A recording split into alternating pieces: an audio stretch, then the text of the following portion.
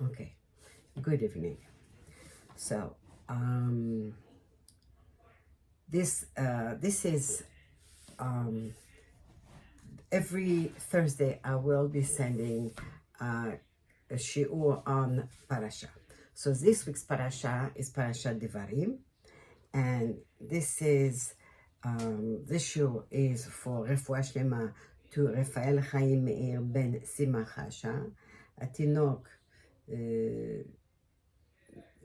Ben Natalie Hadassah, and Shimon Daniel Ben Michal, Ora Bat Dalia, and for all our singles, all singles to Bezrat Hashem meet their partner in life soon, and she's Kul Livnot Bayit Ne'eman BeYisrael, also just to come home safely, and for all Jews to be safe wherever they are. This is לעילוי נשמת יעל בת מנוחה שמחה וכל נשמה שזקוקה זכות, רחל בת חווה ואווה בת אילנה אסתר. And thank you, Hashem, for all your chasadim that you are doing with us every day, every moment, and that you will continue to do so in the future. Thank you to all listeners and supporters, and with your help, this our shiurim will spread out. So this week's parasha is Parasha Devarim. It means we're starting the last Chumash of the Torah, and Parasha Devarim always falls on Tisha B'Av. So in the Torah we have 5 Humashim. So I just want to give you a brief description of what each Humash is teaching us. So Humash Bereshit, the first one, teaches us about Beriyat HaOlam, the creation of the world, teaches us about Emunah, believing in Hashem, Sachar and Onesh, about getting a reward or getting a punishment, Chas v'Shalom, Ha'avot, Ha'ima'ot, the fathers and the mothers who founded the nation. In Sefer Shemot, the second Humash, we learn that this is the birth of Am Yisrael as the nation, Shebut Mitzrayim, the slavery in Egypt, Yetziat Mitzrayim, the leaving Egypt, Matan Torah, the receiving of the Torah, building the Mishkan. We became, by coming out of Mitzrayim, in Mitzrayim we were the servants, the Avadim of Paro, and now we became the Avadim of Hashem. Vayikra is a third Humash, and it mostly speaks about the Korbanot, the sacrifices, Tahara, laws of purity, how one should keep himself pure. And this Humash is also known as Torat Kohanim, the guide for the Kohanim, because it's the Kohanim who do the sacrifices. Number 4, Bamidbar, and in Bamidbar, which means in the desert, there we learn the places, the different places that Ben Israel traveled during their stay in the Midbar for 40 years, and all the 10 times that Ben Israel actually tested Hashem, and all the miracles that Hashem made for them in the wars, in the man, and everything else that was done for Ben Israel. And the last Sefer, this is the last Humash, the one that we are about to start, is Humash Devarim. Devarim really means words or things, but in here we're talking about words. So Moshe, what happens in Humash Devarim? Moshe is giving his last speech, his will before he passes away to Ben Israel. There are new mitzvot that are taught in this Humash. Moshe also give blessings at the very end to the Shevatim, and this Sefer is also called Mishneh Torah, like the review of the Torah. And in the Sefer Nehemiah, it's a book of a Navi called Nehemiah, a prophet called Nehemiah, and it is called Sefer Moshe. Okay, why? Why do we call it Sefer Moshe or the review of the Torah? That is because in the entire Sefer, Hashem doesn't speak to Moshe. It's really Moshe who's reviewing the entire Torah and warning Bnei Israel again and again about certain averot, especially avodah zarah, because they are about to go into Eretz Israel. Moshe encourages the Kohanim because Kohanim were always very careful with the mitzvot. And Moshe is speaking to Bnei Israel throughout the whole Sefer. It is Moshe's last will. That's it, the last speech. This happened before Bnei Israel entered Eretz Israel, and he started to speak from morning to night, from Rosh Chodesh Shvat until for 36 days, until the day of his death, Zayin Adar. There were many miracles that happened during those days. Moshe was speaking to about 6 to 8 million people. That's a whole lot of people. How is his voice going to be heard?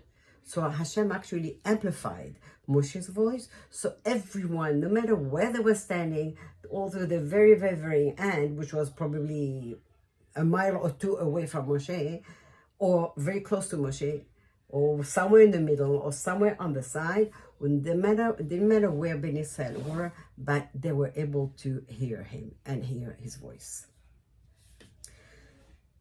I would like to step back. We learn here that Moshe spoke in the whole Sefer Devarim. It's only Moshe speaking. But let's go back to 40 years before. When Hashem told Moshe, 40 years ago, when Hashem told Moshe about his mission to get Bnei Israel out of Mitzrayim and to go to Paro, tell him to let Bnei Israel out, Moshe's reaction says, what? Kevat pe anochi. I can't talk. I'm not a speaker. I stutter when I speak. The Chacham tell us that he even had difficulties pronouncing certain letters. So Moshe says, how do you want me to go? I'm not a speaker. You need a speaker. You need someone who really knows how to speak well. I'm not that kind of a person. Hashem spoke to Moshe for 7 days, trying to convince Moshe to take on the job, to the point when Hashem said, enough, you are taking the job. So Moshe took on the mission. Then 40 years passed. 40 years of excitement, of good things happening, miracles, disputes, prayers, disappointments. And then and now, in our parasha, it says, הדברים אשר אלה הדברים אשר דיבר משה על כל בני ישראל בעבר הירדן. 40 years passed since Moshe told Hashem, I'm not a speaker. I can't. I don't have that personality. I don't have what it takes to be a speaker, right? But 40 years later, he becomes the best speaker. To the point that we call the Torah, Torat Moshe. Torat Moshe. He is the only one responsible for the well-being of Bnei Israel and their survival And he's the only one who is talking to Hashem and then talking to Ben Israel and back and forth. And we have a huge, huge lesson to learn in life. How often, as parents, we deal with a child that is not accomplished, a child who has difficulties, a child that is labeled ADD, ADHD, and you name it. And we despair. We are hurt and we worry. What's going to be with this child? Will this child ever make it? Will this child ever get his acts together and amount to anything, to something? Moshe is right here to teach us. Yes, he will. Obviously, the child needs support and love and patience and guidance and sometimes gentle criticism and push and again and again and again and again for the child to make it.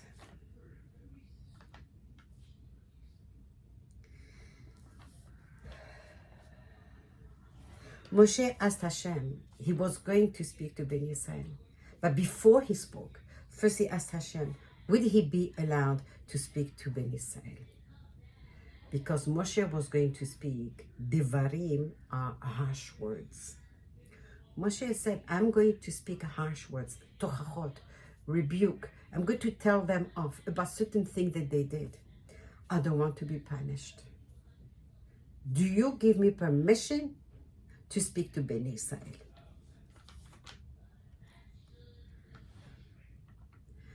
So the obvious question is, why is it necessary for Moshe to say tochachot, to say rebukes? And the answer is, as a responsible leader, knowing that Ben Israel were going to go to Eretz Israel without him, knowing very well the nature of Bnei Israel. In those 40 years, Moshe learned the psychology, the nature of people.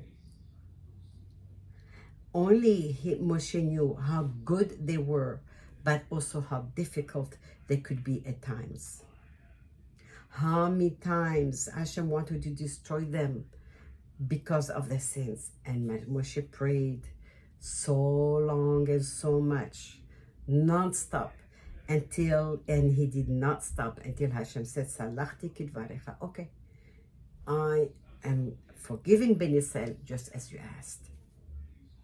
So out of responsibility and obligation, and out of love and care for Ben Israel, Moshe felt that he had to say tochachot. Okay? So now he knows that he has to say tochachot. But how?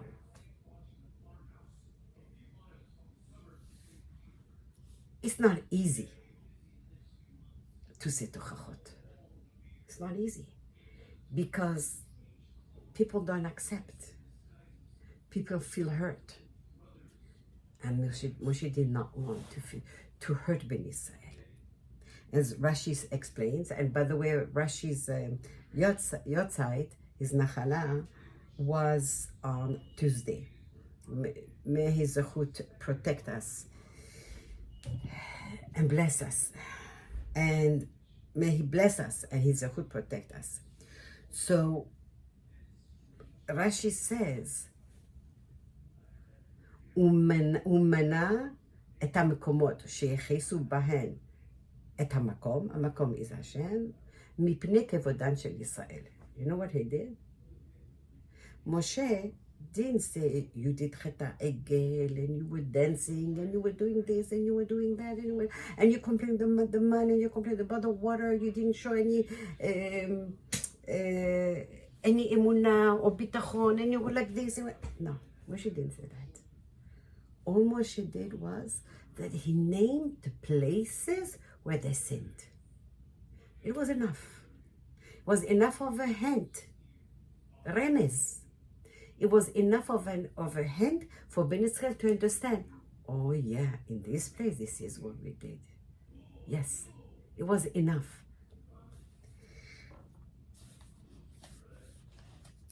And again, why? Because Moshe knew it was very hard for anyone to accept Torah, Tochacha.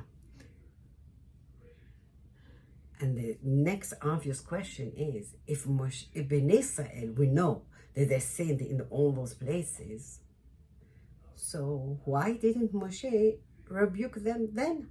Why didn't he say Tochacha at that time? Why did he wait until now? Moshe knew timing was very important. Moshe learned this from Yaakov. Yaakov did not tell off his children, those who had done wrong, that they had done wrong. He waited until the very last minute before he died. That's when he called each one in and he told him. And so Moshe learned it from Yaakov. And he realized the best time, the right time would be before I die. Because Bnei Israel are going to understand and feel Moshe is going to die. What interest now Moshe has to tell us off, to rebuke us? He's only doing it out of love, out of care, because he cares so much. So they will take it in and accept it and be more careful in the future when he's not going to be around. But if Moshe would have done it, he'd have said Tochacha, would have rebuked Bnei Israel at the time when they had sinned, then they would have only argued with him and tell him and criticize him, and that he doesn't love them and that he's not caring about them and whatever else they could come up with. And that would really have made matters even worse.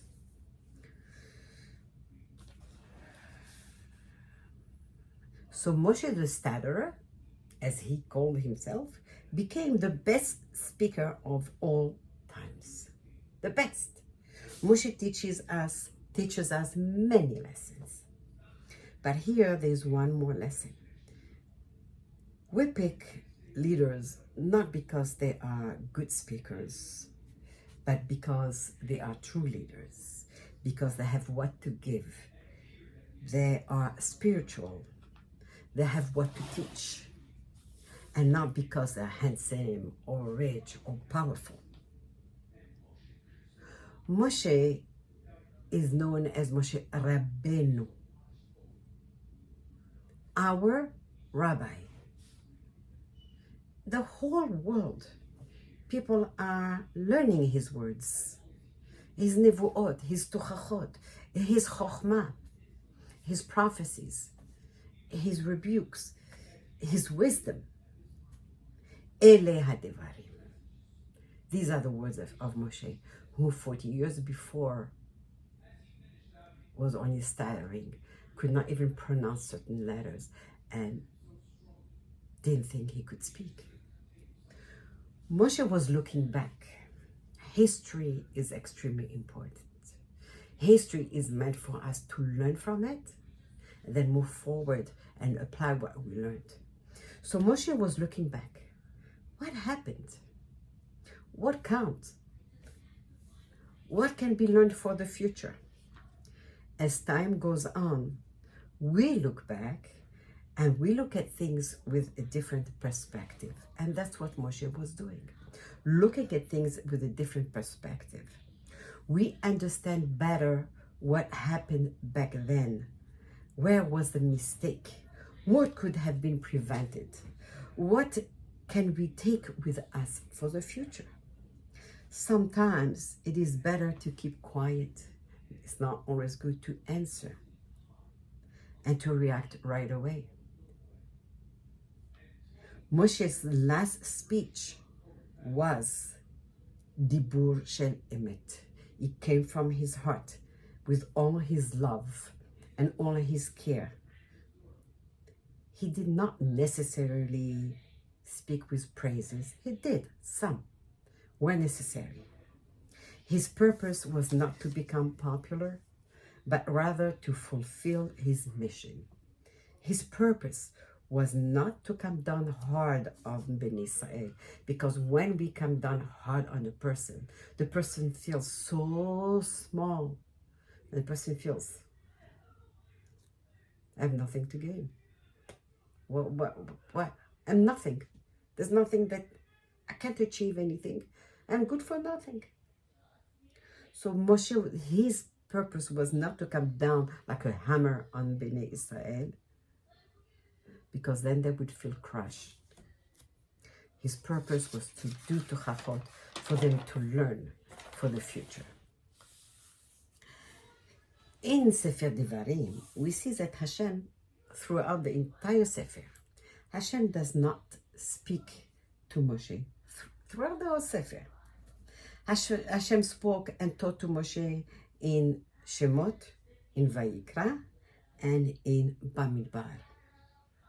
Hashem taught Moshe so much and so well that Moshe on his own is able to teach Bnei Israel. Moshe had reached such a spiritual level that he was able to even make changes in some places. And Hashem agreed to those changes because Moshe was right.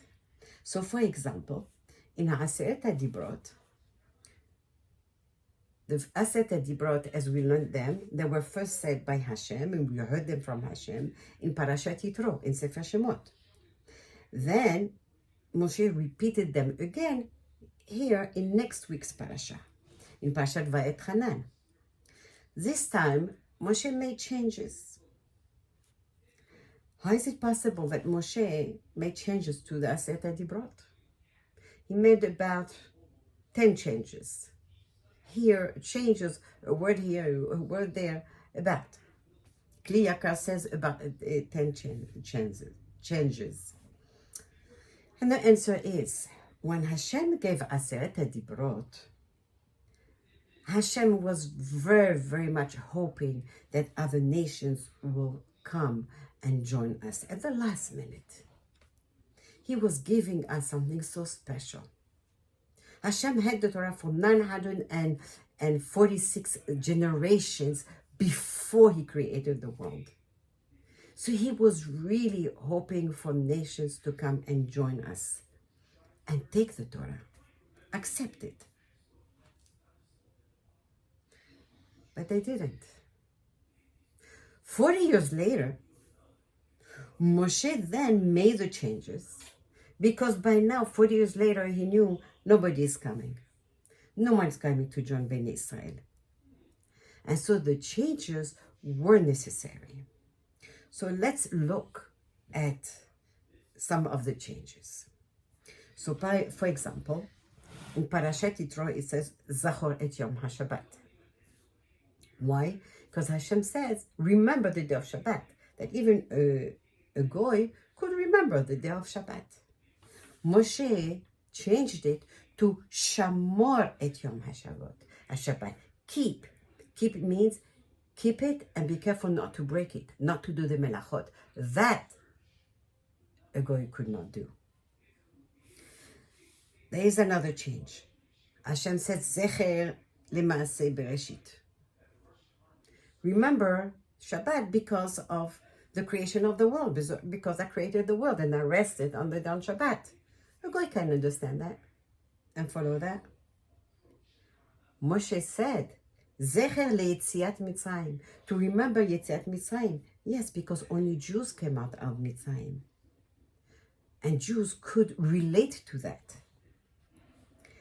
It says in Yitro, Lo tahmod, do not be envious. Don't plan on taking the wife or the animal or the maid or the field that belongs to your friend.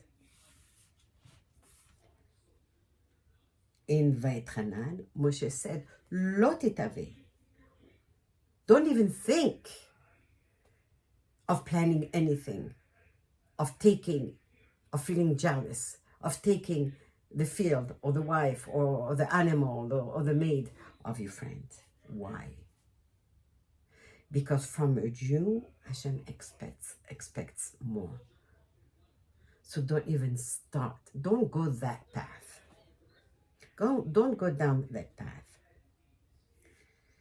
When Hashem, that means that when Hashem gave the Aseret Dibrot in Parashat Yitro, Hashem spoke universally for everyone.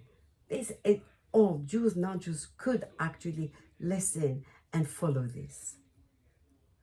But in Va'et Hanan, that was this was really 40 years later.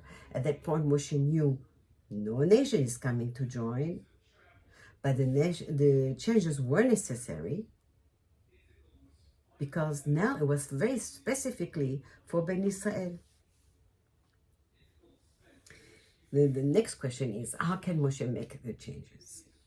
So Hashem, it goes on with the same question, right? Hashem gave us all 4 Chumashim. Those 4 Chumashim, Bereshit, Shemot, Vayikra, and Bamidbar, that's 4. Hashem gave them from Shamayim, from above. Chumash devarim, Moshe gave it to us. Moshe did not make up the new mitzvot that are in Chumash devarim. That Hashem taught Moshe. However, Moshe gave us, it means this came from down below. The first 4 came from above. The Chumash Devarim came down below. It has as much Kedusha as the rest of the Chumashim, and it is very much part of the Torah, and it's not part of the Nevi'im. Because, why? Because of his high spiritual level. So high. Moshe was almost not a human being by the end of his life. It says, the Midrash tells us that on the day of his life, the last day of his life, usually a neshama is quite happy to leave the body and go back to Hashem. Because neshama wants to go back to the Kedusha where it came from, to its source. But it says about Moshe, the neshama of Moshe didn't want to leave the body of Moshe. It felt so at home with Moshe. Because Moshe had reached such a high level of spirituality that he was almost not a human being anymore. And Moshe was able to explain and review the Torah with Ben Israel on the same level as it would have been given by Hashem, as if Hashem was speaking. How could Moshe reach such a level? How can a human being reach such a level? Rashi says, there's one Rashi in Bamidbar, Rashi says, Ashrei Yelud Isha. Wow, he's such a lucky man. He's born from a woman. He's born like all of us. How was Moshe able to bring himself up to such a level? And the answer is very simple. Avodat atzmit. Avodah atzmit, it means he worked on himself. There's a midrash that says that Moshe was actually, once someone drew a picture of Moshe, looking back to the time of Moshe, and showed this drawing to another person, to someone who was supposed to understand the stars. And he said, what do you think about this person? Whoa, this person? He must be a murderer, must be a very wicked man. But this was Moshe. Moshe a murderer? Moshe a wicked man? No. That's what he should have been. But that's not what he turned up to be. Because he worked so much on himself, on his midot, to be patient, not to be angry, not to be envious, to believe in Hashem, to want to make himself kadosh, to stay away from certain things, not to see certain things, not to say certain things, to learn and again, and to teach and not stop, and care for other people. Even those people who were hurting Moshe so much, Moshe never hated them. People who wanted Moshe dead, Moshe never hated them. but that was Moshe. And that's how Moshe was able to make these changes. And this is one of a very big and strong, powerful message and lesson that Moshe teaches us. So, may Hashem bless us all in the zechut of this learning, in the zechut of Moshe, with beracha, hatzlacha, nachat, briut, panasa, shalom, simcha, v'zivugim. And remember, the more you listen to it, and the more this video is being shown, appears on YouTube, it will appear only if there's more people who are going to watch it. And so please, and pass it along, share it with others, so others also will have an opportunity to learn Torah. Maybe another time I will tell you a real story of someone who just did that and what he gained from it.